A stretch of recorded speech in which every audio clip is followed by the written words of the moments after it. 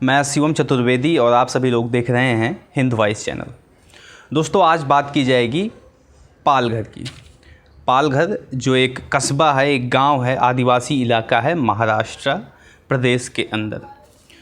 कुछ दिनों पहले जो वहाँ पे एक घटना हुई है, 2 साधुओं को पीट कर बेरहमी से मार दिया गया।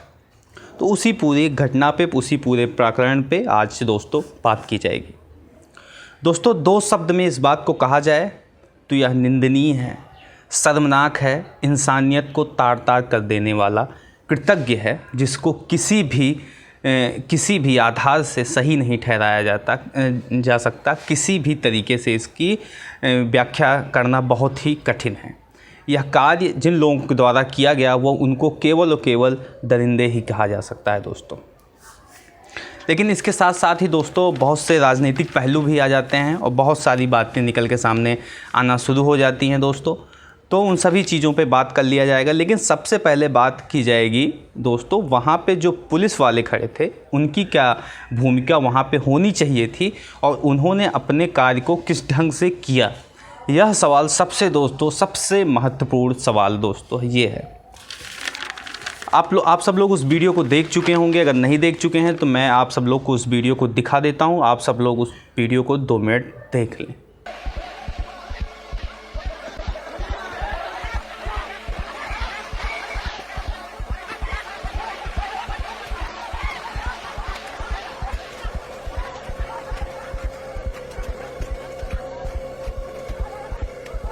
तो दोस्तों, जैसा कि आप सब लोग इस वीडियो में देख पा रहे होंगे कि किस तरह से जो एक साधु है वो पुलिस वाले का हाथ पकड़ता है और पुलिस वाला अपने हाथ को उससे अलग कर लेता है और जो साधु है वो पुलिस वाले से मदद की गुहार करता है, लेकिन पुलिस वाले उसकी मदद करने के लिए तैयार नहीं होते हैं और उस साधु की बेरहमी से पीट कर हत्या कर दी जाती है दोस्तों। तो इस वीडियो में ये स्पष्ट रूप से जाहिर होता है कि इसमें पूरी लापरवाही, जो पुलिस का योगदान था उसको पुलिस वाले ने अपने योगदान का निर्वहन नहीं किया है दोस्तों। इस वीडियो को देखने के बाद हमारे मन में 2-3 नामें आते हैं। उस नाम को मैं आपको बता देता हूँ। जाहिर सी बात है आपको भी वो नाम जहन में ज़रूर आते होंगे दोस्तों। एक नाम है गगनदीप सिंह। आप सब लोग जानते होंगे, एक वीडियो बहुत ज़्यादा वायरल हुआ था। एक पुलिस वाला था जो एक लव जिहाद के आरोप में एक लड़के को पूरी मॉब उसको पीटने के लिए आमादा थी, उसको मारने के लिए आमादा थी। तो केवल एक पुलिस वाले ने उसको अपने गले से लगा के पूरी मॉब से बचाते हुए उसको वहाँ से निकाल लिया था। तो एक वो पुलिस वाला था दोस्तों, और एक ये हैं जो कि अपने उनका जो हाथ पकड़ रहा है तो वो अपने हाथ छुड़ा रहे हैं। दूसरे एक पुलिस वाले का नाम है बुलंदशहर के हैं इंस्पेक्टर सुबोध कुमार। आप सब लोग इनकी कहानी जानते होंगे दोस्तों, किस तरह वीरता से ये पूरे मॉब से लड़ते हुए शहीद हो गए थे। भले ही वहाँ पे जिस समय मॉब लिंचिंग की जा रही थी, एक आरोपी की जिसके ऊपर ये आरोप लगाया गया था कि वो गौ तस्करी कर रहा है, उसको बचाते हुए ये शहीद हो गए थे दोस्तों। तो एक पुलिस वाले दोस्तों ये हैं और एक पुलिस वाले वो हैं कि जो कि अपनी जो मूलभूत ड्यूटी है उससे अपना हाथ छुड़ा रहे हैं। तो इस देश को कैसे पुलिस वालों की ज़रूरत है दोस्तों, ये एक सवाल है, बुनियादी सवाल है और सोचने वाला सवाल है कि पुलिस की भूमिका यहाँ पे क्या होनी चाहिए थी। तो सीधा दोस्तों बात कर लेते हैं कि पूरा प्रकरण क्या है, इस पूरे घटना की वजह क्या थी, कैसे हुआ, इस पे बात कर लेते हैं। 2 साधु थे जिनके रिश्तेदारी में किसी संबंधी में गुजरात में वो रहते थे, उनका देहांत हो गया था। तो इस वजह से वो महाराष्ट्र से चल के गुजरात जा रहे थे। जब वो गुजरात बॉर्डर पे पहुँचे तो उन्हें रोका गया, कहा गया कि भाई लॉकडाउन के ज़रिए में आप यहाँ से नहीं जा सकते। तो उन्होंने अपनी गाड़ी को मोड़कर पालघर, एक आदिवासी इलाका पड़ता है, थोड़ा जंगली इलाका भी है, उस तरफ अपनी गाड़ी को मोड़ दिए। तो जब उस तरफ जा रहे थे तो जो फॉरेस्ट डिपार्टमेंट का ऑफिसर था उनकी गाड़ी को रोका और जब पूछताछ कर रहे थे तो कई सारे आदिवासी लोग वहाँ पे आके इकट्ठा हो गए। तो आदिवासियों को इकट्ठा देख उन्होंने, फॉरेस्ट ऑफिसर ने पुलिस को फ़ोन किया। पुलिस की 2 गाड़ियाँ आई दोस्तों, ये गौर करने वाली बात है। पुलिस की 2 गाड़ियाँ वहाँ पे आई। एक गाड़ी से पुलिस वाले उतरे, एक गाड़ी से पुलिस वाले नहीं उतरे। फिर उसके बाद ये कहा जाता है कि पुलिस वाले उनकी बचाव कर सकते थे, लेकिन बचाव नहीं किए दोस्तों, ये एक बहुत ही गंभीर विषय है। जो पुलिस का ऑफिशियल बयान आया है दोस्तों, उसके ज़रिए ये कहा गया है कि पुलिस की तादाद वहाँ से 3 से 4 थी, लेकिन अगर 2 गाड़ियाँ आई थी तो 3 से 4 पुलिस वाले उसमें दोस्तों नहीं हो सकते थे। कम से कम उनकी तादाद 12 से 13 होगी ज़रूर से ज़रूर। तो पुलिस वालों की वहाँ पे उनकी बचाव कर रहे थे और तभी वहाँ पे 400 से 500 की भीड़, वो लोग बता रहे हैं कि लगभग 400 से 500 की भीड़ आ गई और वो सभी लोग घेर लिए। लेकिन वीडियो में ऐसा कुछ दिखाई नहीं पड़ रहा है दोस्तों। वीडियो में केवल साफ साफ ये स्पष्ट रूप से दिखाई दे रहा है कि ज़्यादा से ज़्यादा वो लोग 10 से 12 लोग थे, 15 लोग थे और वही लोग साधु को पीट के उनकी हत्या किए हैं। तो दोस्तों सोचने वाली बात यह है, अगर पुलिस वाले चाहते तो क्या इस पूरे प्रकरण को, इस पूरे घटना को रोक सकते थे? मेरा मानना है दोस्तों बिल्कुल रोक सकते थे। अगर 2 गाड़ियां पुलिस की आई थी, जो कि सूत्रों के द्वारा पता चल रहा है कि वहां पे 2 गाड़ियां पुलिस की आई थी, एक गाड़ी उतरी, एक गाड़ी नहीं उतरी। तो अगर दोनों गाड़ियाँ आई थी, दोनों पुलिस वाले उतर जाते तो पुलिस वालों का एक रसूख होता है, एक उनका रुतबा होता है जिसका वो प्रयोग कर सकते थे, बल प्रयोग कर सकते थे, लाठी चार्ज कर सकते थे, अगर ज़रूरत समझते तो वो फायरिंग भी कर सकते थे, पैरों पे गोलियां चला सकते थे। ये सारी चीज़ें हो सकती थी और इसके बाद भी अगर ऐसी कोई घटना घट जाती तो शायद कुछ बात अलग होती। लेकिन पुलिस वालों का ऐसा कोई प्रयास दिखाई नहीं पड़ा। पुलिस वालों के ऑफिशियल बयान में ये भी कहा गया कि वहाँ पे 2-3 उनके जो हवलदार थे, सिपाही थे, वो भी घायल हुए, लेकिन उसका भी कोई वीडियो, कोई एविडेंस ठोस नहीं आया अभी तक दोस्तों। तो ये बातें जो निकल के पुलिस वालों की तरफ से आ रही है वो बिल्कुल सरासर अमान्य आ रही हैं, जिसका कोई भी अभी तक उल्लेख नहीं दिखाई पड़ रहा है।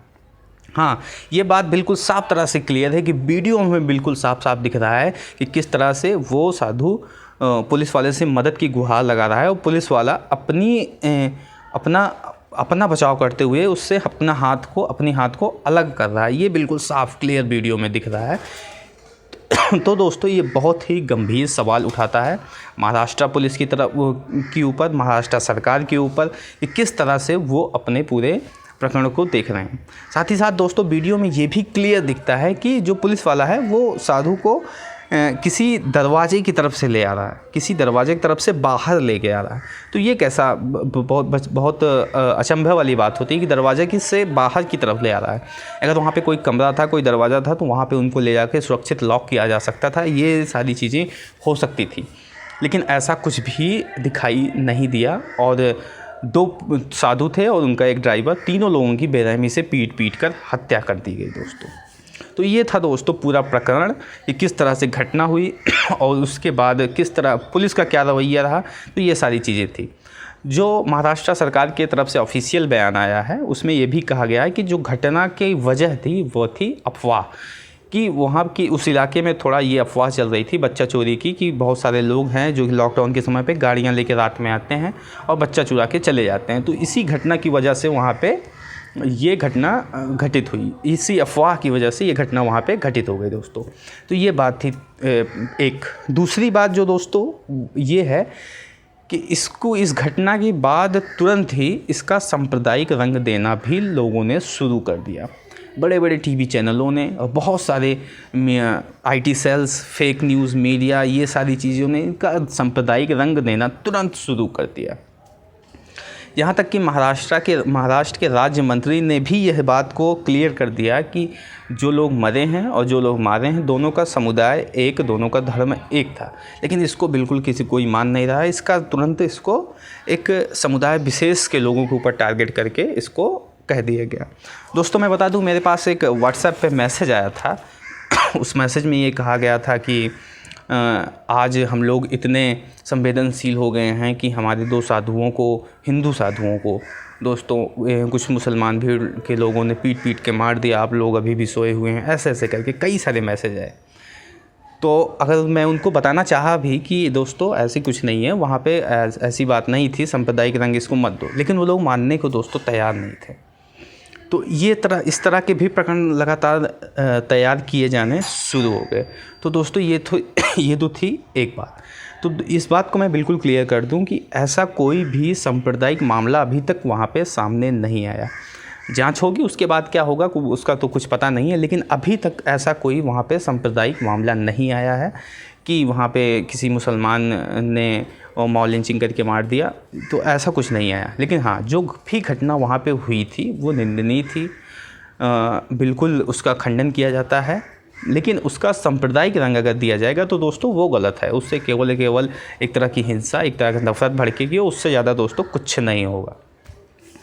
दूसरी बात दोस्तों, मेरे पास बहुत सारे मैसेज ऐसे आए कि अब क्यों चुप हो, अब क्यों नहीं बोल रहे हो, अब बोलो, तब तो बहुत बोले थे, अखलाक में बहुत बोले थे, तबरेज़ में बहुत बोले थे, अब जब साधुओं की मॉब लिंचिंग हुई है तो क्यों नहीं बोल रहे हो। तो दोस्तों मैं बता देना चाहता हूँ कि मैं कल ही वीडियो बनाना चाह रहा था, लेकिन मैं इसलिए रुका था कि थोड़ी कुछ जानकारी पुख्ता हो जाए, सारी चीज़ें क्लियर हो जाएं, तो फिर थोड़ा कुछ एविडेंस के साथ कुछ बात किया जा सकता है, तो वो ज़्यादा थोड़ा बेहतर होगा। और दोस्तों रही बात बोलने की तो चाहे वो सेकुलर लोग हों, चाहे वो दक्षिण पंथ हों, चाहे वाम पंथ हों, बोलते सब हैं, हर कोई बोलता है, चाहे वो थोड़ा पक्ष में कोई बोलता है, कोई विपक्ष में बोलता है, वो बात दूसरी है, लेकिन बोलता हर कोई है। चाहे वो मॉब लिंचिंग अखलाक की हुई हो, चाहे तबरेज़ की हुई हो, बहुत सारे जो भी मॉब लिंचिंग हुए हैं, बच्चा चोरी के लेकर गौ हत्या के मामले में, ये सारी चीज़ें जब हुई थी तो दोस्तों हर कोई बोला था, लेकिन सरकार का क्या रिएक्शन था, ये सोचने वाली बात थी दोस्तों, कि जिस तरह से एक रीत शुरू हुई यहाँ पे हिंदुस्तान के अंदर कि सड़क पे फैसला कर देने वाली भीड़ फैसला कर देगी, वो लगातार दोस्तों चलती हुई चली जा रही है, उसको रोकने का कोई प्रयत्न नहीं किया जा रहा है। तो चिंता का विषय सबसे ज़्यादा दोस्तों ये है। और रही बात बोलने की, तो हम लोग तब भी बोले थे, हम लोग आज भी बोल रहे हैं, जो सत्य है, जो सही है, वही बोल रहे हैं दोस्तों। और इसमें कोई भी हम लोग सांप्रदायिक रंग देने की कोशिश नहीं कर रहे हैं, जो कि हमारी नैतिक जिम्मेदारी भी बनती है और ड्यूटी भी बनती है कि ऐसा ना करें दोस्तों। थोड़ा सा आगे बढ़ लेते हैं दोस्तों कि जो लोग अभी ये कह रहे हैं कि इन लोगों को पूरे, अभी मैं आपको लोग बता दूं कि दोस्तों कि जो ये साधु थे दोस्तों दोनों, ये जूना अखाड़े से जुड़े हुए साधु थे। तो जूना अखाड़े के जो अध्यक्ष हैं, उनका भी एक बयान आया है कि पूरे गांव वालों को एक साथ सील करके उन सब लोगों को गोली मार देनी चाहिए दोस्तों। ऐसे भी बयान बहुत सारे लोगों के आ रहे हैं। तो दोस्तों इन सभी लोगों के बयान से एक चीज़ नहीं समझ में आती कि जब मॉब लिंचिंग की शुरुआत हुई, जब बहुत सारे लोगों को मॉब लिंच करके मार दिया गया, सड़कों पे पीट मारा गया, तब ये सब लोग खामोश थे। ये सभी लोग कुछ नहीं बोल रहे थे, सब लोग बाकायदा जो मॉब लिंचर्स थे उनका सपोर्ट करने में लगे हुए थे। आप लोग को पता ही होगा दोस्तों कि झारखंड में क्या हुआ था, जब मॉब लिंचर्स जो थे वो जेल से छूट के आते हैं तो हमारे केंद्रीय मंत्री जाके उनको फूल माला का स्वागत करते हैं। तो ये प्रोत्साहन दे रहे थे एक तरह से दोस्तों। तो जो ये प्रोत्साहन था, वो प्रोत्साहन बढ़ते बढ़ते आज इस कदर बढ़ गया है कि कोई भी किसी को पीट कर मार देने पे आमादा हो गया। वो सड़क पे फैसला कर देने पे बिल्कुल एकदम रेडी रहते हैं, सड़क पे पीट कर हमला वहीं पे फैसला कर देते हैं दोस्तों। तो सोचने वाली एक गंभीर विषय ये है कि अगर सब कोई, हर कोई उस समय आवाज़ उठाया होता और जो लोग थे उनको प्रोत्साहन न दिया गया होता, तो शायद आज की तस्वीर कुछ अलग होती दोस्तों। तो क्लियर बात ये है कि ये सभी लोग जो आज अभी उन सभी लोगों को पीट उनको जान से मार देने की दुहाई दे रहे हैं, गुहार लगा रहे हैं, इन सभी लोगों को उस समय सरकार से ये सवाल करना चाहिए था कि ऐसा क्यों हो रहा है कि भीड़ वाले लोगों को, जो भीड़ है उसको बढ़ावा क्यों दिया जा रहा है, और भीड़ कैसे फैसला कर दे रही है किसी भी चीज़ का, ना कोई पुलिस ना कोई न्यायाधीश, तो ये क्यों हो रहा है। तो ये सवाल तब भी उठाना चाहिए था, और अभी भी अगर कोई इस सवाल को उठा रहा है तो बहुत अच्छा है दोस्तों। तो दोस्तों सीधी बात यही है कि भीड़ अगर फैसला करना शुरू कर देगी किसी चीज़ का, तो हमारे देश में संविधान नहीं रह जाएगा, हमारे देश में कोई कानून नहीं रह जाएगा, कोई अदालत नहीं रह जाएगी, कोई जज की ज़रूरत ही नहीं रहेगी। तो सबसे बड़ा सवाल ये है कि कम से कम भीड़ को इस तरह से आमादा नहीं होना चाहिए, और इस पर रोक कैसे लगाई जाए, सबसे बड़ा सवाल ये है। सरकार की सबसे बड़ी जिम्मेदारी बनती है कि इस भीड़ को कैसे रोकें, इस भीड़ को कैसे काबू करें। क्योंकि दोस्तों ये घटना पहली बार नहीं हुई, हज़ारों घटनाएँ होती रही हैं। जब से ये बीजेपी सरकार आई, इसकी तादाद बढ़ के काफ़ी ज़्यादा बढ़ गई है दोस्तों। तो इस चीज़ को सरकार को बहुत गंभीरता से सोचना पड़ेगा दोस्तों। तो दोस्तों इसी के साथ इस वीडियो को समाप्त करते हैं। इस वीडियो में देखने के बाद आपकी क्या राय है इस वीडियो पर, उसको कमेंट बॉक्स में ज़रूर से ज़रूर बताएं, और साथ ही साथ इस वीडियो को शेयर करें, चैनल को सब्सक्राइब करना बिल्कुल ना भूलें, और वीडियो को ज़्यादा से ज़्यादा लाइक भी करें। तो दोस्तों मिलते हैं फिर इसी तरह किसी और वीडियो के साथ, तब तक के लिए दोस्तों नमस्कार।